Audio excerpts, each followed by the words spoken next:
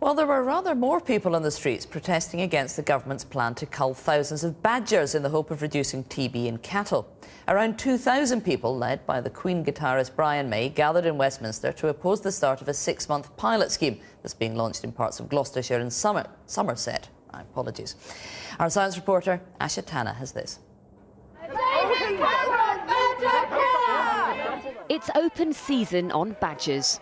Today, thousands of protesters gathered in Westminster to hand in a petition against the cull.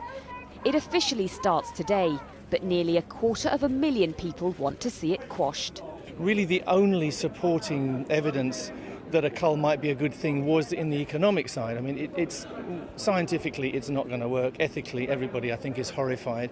But it was said that it would save the country money. It now emerges that this is going to cost the taxpayer more than it would have done otherwise if we hadn't had the cull. So really the last shred of reasoning for this cull has gone. Here in Somerset, activists have already begun badger set surveying. Any sets that we find around this farm are quite likely to be targeted because the dairy farmers in this area are the ones that are paying the bulk towards the badger cull. If necessary, they say they will sabotage the culling. A very blatant badger run just here. And this is what they're looking for, a pathway that shows the animals are prevalent.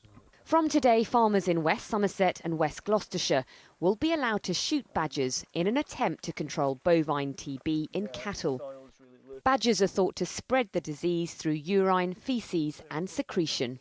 The badgers, as their sets are disturbed, as some of their members are killed, the set sees itself under attack and then it spreads out. If another set nearby is being killed, that set then, those badgers take that set on, then potentially spreading the disease.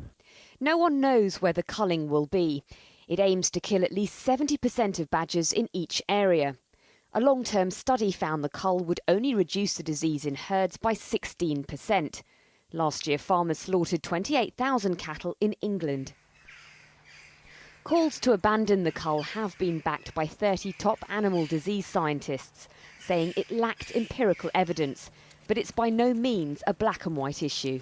The only thing we have today is an injectable vaccine, which we know it doesn't work in infected badgers. So for us, it's a no-brainer. The only way we can do this today is to cull.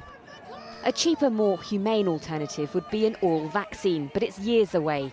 Ministers say without immediate action, it could cost us £1 billion over the next 10 years. The debate is far from over. It'll be discussed in Parliament on Wednesday.